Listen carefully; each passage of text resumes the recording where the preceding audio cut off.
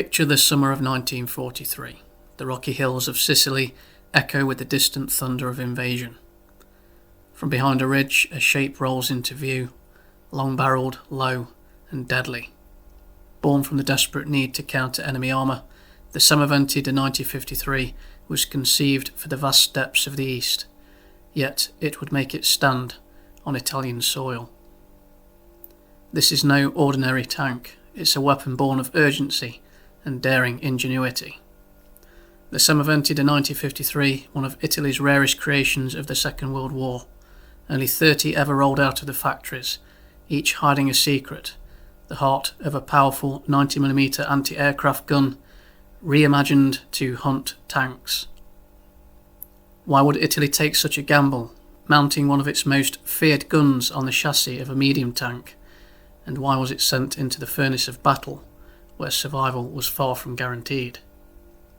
In this story, we'll uncover the unlikely birth of this machine, follow it into the chaos of combat, and explore the tactical role that made it both a marvel and a menace.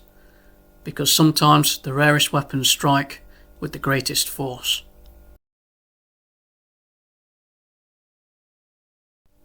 Italy had been fighting fiercely on the Eastern Front. Tanks such as the T-34 and KV-1 proved to be tough to crack. The Regio Esercito had identified the need for a gun that could pierce through the armour. The Germans had been working on several tank destroyers mounting the potent 88mm. Colonel Sergio Bellezza of the Servizio Tecnico di Artiglieria had looked closely at various German tank destroyers and half-tracks for ideas.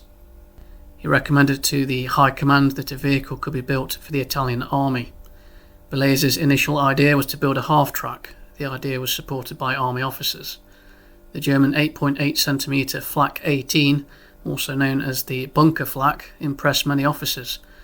The problem was Italy had not built any suitable half-tracks at the time. But the Regio Esercito were keen on repurposing light and medium tanks into assault guns or artillery. A decision was made by High Command for Colonel Bellezza to oversee the development of the design on the chassis of a fully tracked vehicle. This would allow the project to begin, but with the possibility of using a half-track later, once one entered production. Colonel Bellezza would oversee one of two projects. His project development led to the M40 Semovente de 7518, which proved to be a successful vehicle during the war. The other project, which began in 1941, went through an interesting path of development that would lead to Italy's most powerful gun of World War II, and the only self-propelled gun with the primary role of tank destroyer. A gun was chosen, the powerful Cannoni de 1953 Modello 39, a 90mm that had been developed from an anti-aircraft weapon. Another critical decision had to be made: which chassis would be used to mount the long barrel gun. The Regio Esercito requested that Ansaldo Fossati work on the gun while a truck chassis was chosen for the platform. Prototypes were built on the Lancia 3-row before they were replaced by Breda 52 trucks. These were only stopgap solutions and never went into mass production. Around late 1941, an order was received by Ansaldo to build a tracked vehicle mounting the 90mm gun. The intention for the Regio Esercito was to field a mobile vehicle that could knock out Soviet heavy tanks. In early 1942, wooden mock-ups of the vehicle were built. One wooden mock-up used the chassis of the Kawamato M1441. The tank's hull received many modifications to equip the gun. The normal designation M41, a Semovente designation, would be changed to M41M. The final M stands for modificato, the Italian word for modified. The modified M1441 chassis and hull received a wooden mock-up of the gun's barrel, trunnion and superstructure. The gun would be positioned to the rear of the vehicle with the trunnion connected to a frontal shield. The vehicle had a nose-up appearance when viewing from the side due to the M1441's design. The first full prototype was ready in February 1942 and went through testing in March. The shield was deemed to be too weak and a new shield was developed to provide better protection to the crew. The new shield gave protection to the crew overhead with a roof and more protection to the sides. General Ugo Cavallero, Reggio Esercito Chief of Staff, was happy with the project and more examples were built. The vehicle featured two crew, the driver and commander that sat in the driving compartment behind the gearbox. The driver was on the left, commander on the right. Above them were two hatches for them to enter and exit the vehicle. The crew would exit the vehicle once it was in battery position to operate the gun at the rear. The engine deck remained the same from the M1441 design, but placed in the centre of the vehicle, behind the crew compartment. The chassis had to be slightly lengthened from the M1441 to allow placement of the gun to the rear.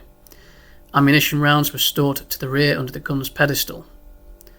The Semovente de 1953 retained the armour of the M1441 with 30mm of armour at the front on the lower transmission plate.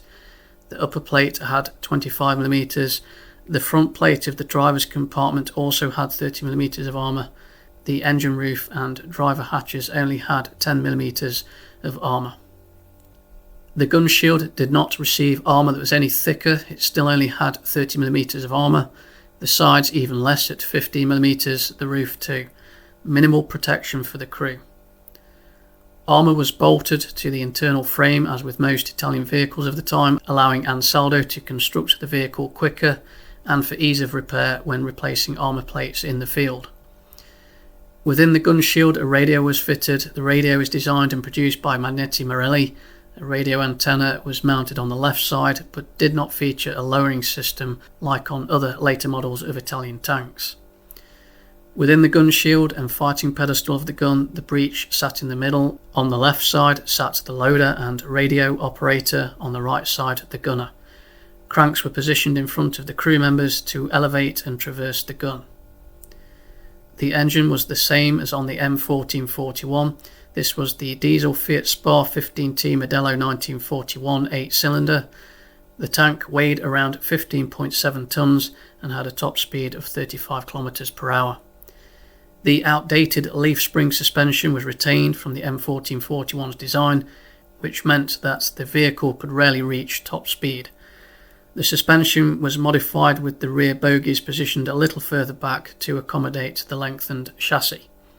Long exhaust pipes were fitted to the mufflers positioned on the sides.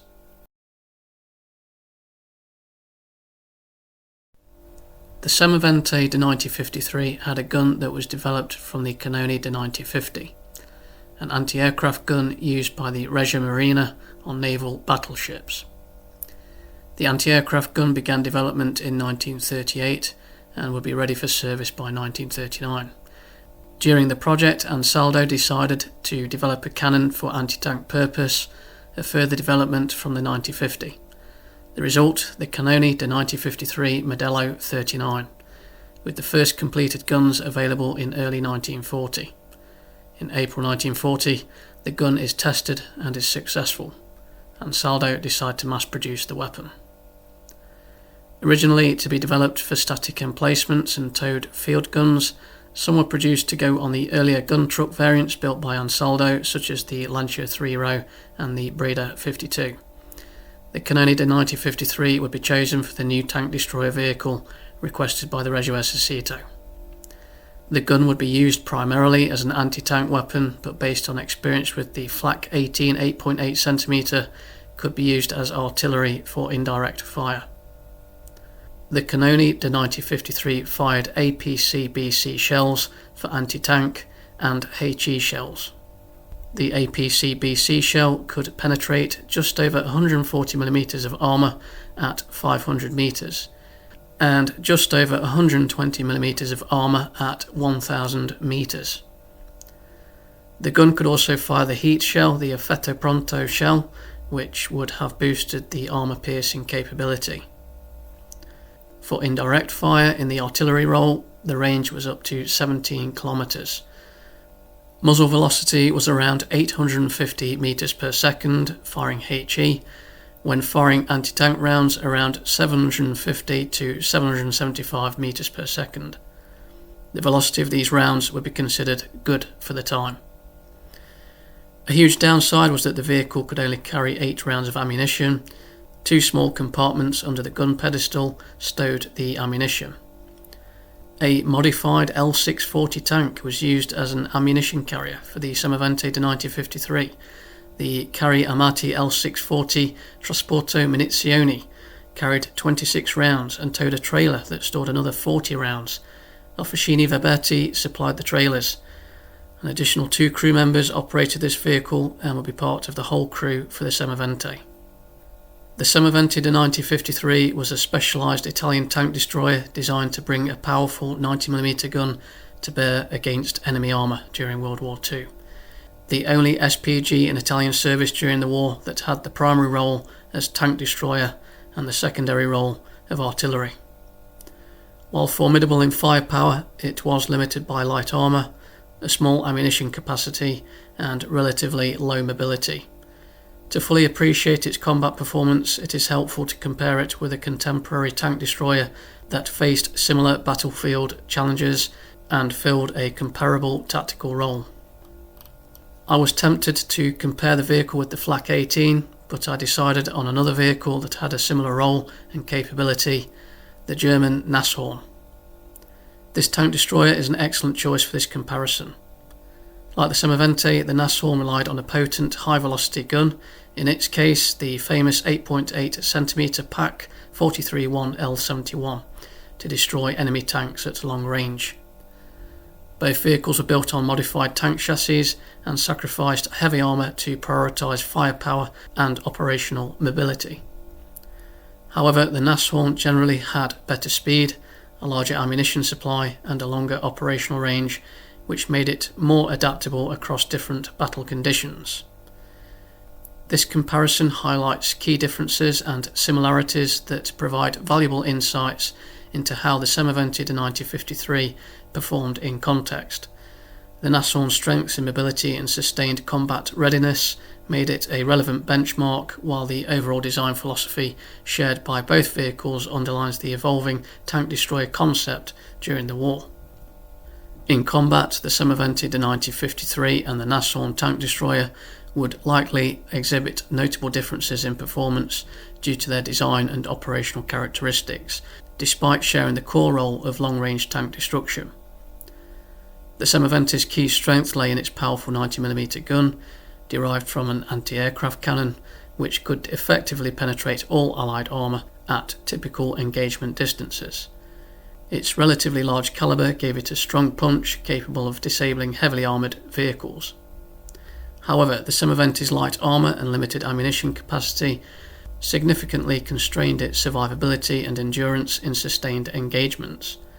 Its low top speed and limited mobility made it vulnerable to faster, more manoeuvrable opponents and reduced its tactical flexibility, confining it mostly to defensive or ambush roles where it could maximise its firepower advantage while minimising exposure. In contrast, the Nashorn benefited from greater mobility with a faster top speed and longer operational range, enabling it to reposition more easily on the battlefield. This mobility, coupled with a higher ammunition load, allowed the Nashorn to sustain combat longer and adapt to dynamic situations more effectively than the Semovente. The Semovente never reached its top speed of 35 km per hour due to the outdated suspension and had a consistent travel speed at 25 km per hour. Additionally, the Nashorn's gun, while slightly smaller in calibre at 88mm, was renowned for its exceptional accuracy and high muzzle velocity, which translated to excellent long-range performance and penetration capability, rivaling or even surpassing that of the Semovente in practical terms, although the Nashorn suffered from a mechanical problem where the locks allowed the gun to fall out of alignment and affect accuracy. Both vehicles shared vulnerabilities due to their lighter armour. The Semovente's thicker frontal armour, around 30mm, provided marginally better protection compared to the Nashorn's lighter and mostly open-topped design, yet neither could withstand heavy fire or close-range assaults effectively. The Nashorn's higher profile and open fighting compartment made it more exposed to infantry, artillery and close-quarter threats, while the Semovente's enclosed structure offered slightly better crew protection but restricted ammunition capacity and mobility. There is one important advantage that the Semovente has over the Nashorn. The Semovente di 1953 had a gun traverse of 45 degrees, which meant the gun could pivot left and right within this arc without needing to move the entire vehicle. This offered significant tactical advantages over the Nashorn, whose 88mm gun had a much more limited horizontal traverse of only about 30 degrees total.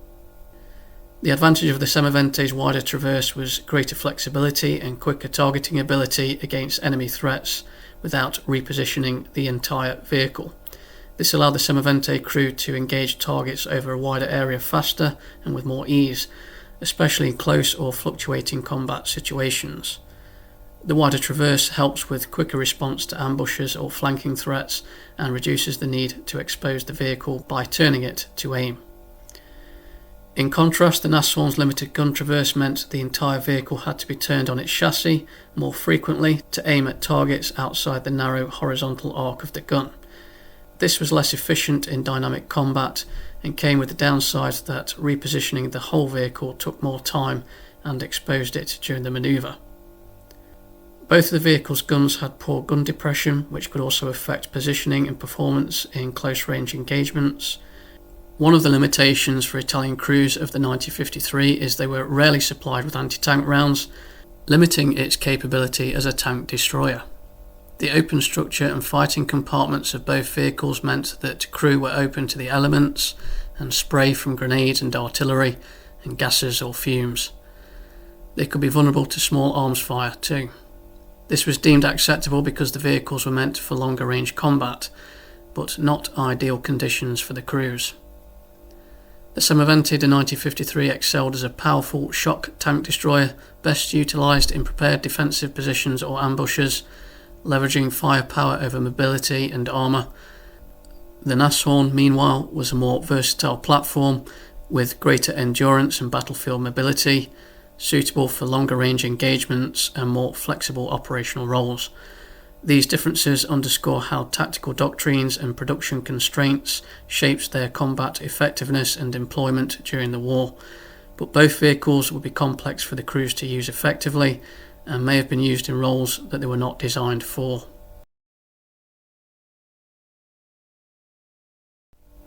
The Semovente de 9053 seemed bound for North Africa. The vehicle would have been very useful in the desert, although mobility and reliability may have hampered it. There are some sources that claimed that the tank destroyer was used during Operation Torch in French North Africa, but this is likely to be incorrect. The gun had been used in North Africa, the Cannoni de 9053, on the Lancia 3-row truck. The WWII intended the tracked vehicle for another theatre of war, the Eastern Front. The T-34 and KV-1 had been identified as difficult tanks to penetrate, as I mentioned earlier. The Semovente de 9053 would be the vehicle to combat this problem. There were very few vehicles built, only 30 Semovente de 9053s during World War II. The development of these vehicles was quick. The first 6 were built around early April 1942, along with 7 L6 Trasporto Munizioni. Shortly after, these would be supplied to the army. The head of Ansaldo, Agostino Rocca, initially prioritised the production of these vehicles, recognising the powerful gun and potential of the vehicle. A total of 30 Semovente de 9053s would be built, along with 30 L6 Trasporto Munizioni. This was in agreement between Agostino Rocca and Chief of Staff Ugo Cavallero, with Officini Verbetti supplying the trailers to be towed by the L6. By the end of April 1942, all 30 Semoventes and the 30 L6 ammunition carriers were finished and ready for service. All 30 Semoventes and L6 vehicles were assigned to 3 Gruppi de 9053, meaning 3 groups of the 9053. The Semovente de 9053s were deployed to the 10th Raggruppamento Semovente, where they were fielded in 3 groups of 10 vehicles, CL11, CL12 and CL13. These were battery units, their role to counter enemy assaults and destroy enemy artillery. Crews had to go through months of training to get used to the vehicle. The original plan for the vehicles to be sent to the Eastern Front never materialised. High Command in North Africa requested that the vehicles be sent to the desert, but Chief of Staff Cavallero refused. In October 1942, the 10th Raggruppamento Semovente received orders to deploy in Sicily in preparation to defend against an imminent Allied invasion. 24 of the Semovente de 1953s were sent, 6 others remained at Nettuno.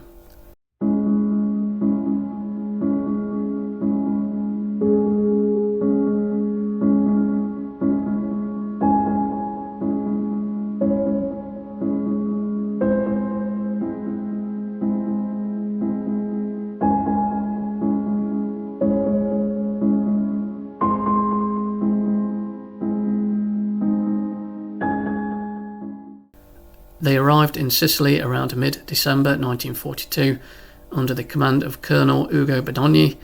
The 3 groups of Semovente, each with 8 vehicles, were preparing for what was to come. More training was required for their new role on the island. They were to support the coastal divisions. Initial deployments did not go well, with confusion over mixed radio communications, but the Semoventes were eventually deployed to Campobello di Licata, aiding the 177th Bersaglieri Regiment and the 1st Motorbike Machine Gunner Company. The CL-11 Gruppo de 1953 fought against US forces on the 11th of July. 3 Semovente were lost and the unit had to retreat. The other 2 groups counterattacked, resulting in 3 more vehicles lost, but knocking out 9 M4 Shermans. They managed to stop the Allied advance for a short time. A few days later, CL-12 and CL-13 were sent to Portella Ricativo. The deployment ended in disaster. 16 vehicles arrived at the mountain pass in the province of Palermo, but only 2 survived. More were destroyed a few days later. This left 6 Semovente that were regrouped into a new battery group to fight alongside mobile units operating the French Renault R35 tanks, along with infantry and motorcycle companies. The battery soon fell under the command of the German 15th Panzer Division and used to defend Troina.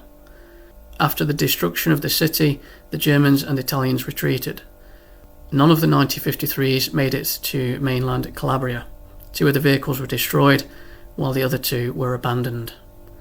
Only 6 Semovente de 1953s were still operational back in Nettuno. These were captured by the Germans after the 1943 armistice. The Germans gave it a new designation, Beutige Panzetta Selbstfahrlafette 9 cm Kampfwagenkanone L53 801I, and assigned to a regiment of the 26th Panzer Division. It is unknown how many vehicles were still operational. The Semovente de 1953 is considered by many to be powerful in one sense, the gun, but badly designed in the other. The vehicle was hampered by the M1441 chassis that could not take the weight easily and affected mobility. This would also add to wear and tear and reliability problems with mechanical breakdowns. Maintenance was frequently carried out by the crews. Some of the vehicles that took part in the fighting in Sicily had to be abandoned due to mechanical failure. How would it have performed in North Africa? It is hard to say. The conditions of the desert may have proved difficult for mechanical reliability of the Semovente. It wasn't ideal for mobile combat of desert warfare. Perhaps the vehicles could have received more experienced crews, those that had fought in other self-propelled guns through the campaign. Crew experience would be key to operating an unusual and difficult vehicle. The Semovente de 1953 was conceived as both a triumph of improvisation and an emblem of desperation. Born in 1941, it embodied the rare Italian attempt to mount a weapon of true strategic consequence onto a mobile chassis. Italy's 90mm gun, the Cannoni de 1953, was among the finest anti-tank pieces of the war, capable of piercing Allied armour at ranges that other Axis nations could only envy. And yet its appearance on the mobile Semovente SPG was as brief as it was dramatic. The handful of machines produced, only 30, never became the decisive weapon their designers hoped for. Nearly as tall as the men who crewed them, exposed on their open fighting platforms, they were powerful but dreadfully vulnerable. Crews fought in Sicily and in the desperate days of 1943, often meeting Allied armour head-on. Many were destroyed where they stood, others had to be abandoned when retreat turned into collapse. Only one has survived to this day, captured in Sicily. It now resides in the Fort Sill Army Artillery Museum in Oklahoma, United States. Unlike the Tigers, Shermans and T-34s that still loom in museums and memorials, the Semovente de 1953 left only one steel monument. Its chassis was too few in number, too fragile and too quickly consumed by combat and circumstance. After Italy's surrender, the surviving vehicles were seized by Germany, but their trail soon evaporated amid the chaos of retreating fronts. No confirmed wreck remains in modern collections, it simply vanished. Thus it became a ghost in military history, a machine once formidable and ephemeral, remembered more in blueprints and scattered photographs than in steel. For historians, the Semovente de 1953 is less an artifact and more a question. What if the weapon had been built in numbers? What if its protection had matched its firepower? What if Italy's industry had possessed the time to refine it, perhaps used a more capable chassis design? But history is not written in what-ifs. The Semovente de 1953 was real enough to fight, but too rare to endure, and so it slipped away into obscurity.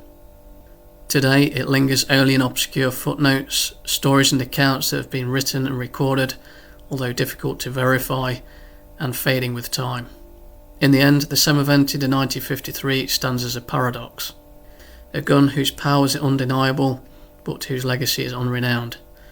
It is remembered as the gun that disappeared, a fleeting shadow in the armoured chronicles of the Second World War.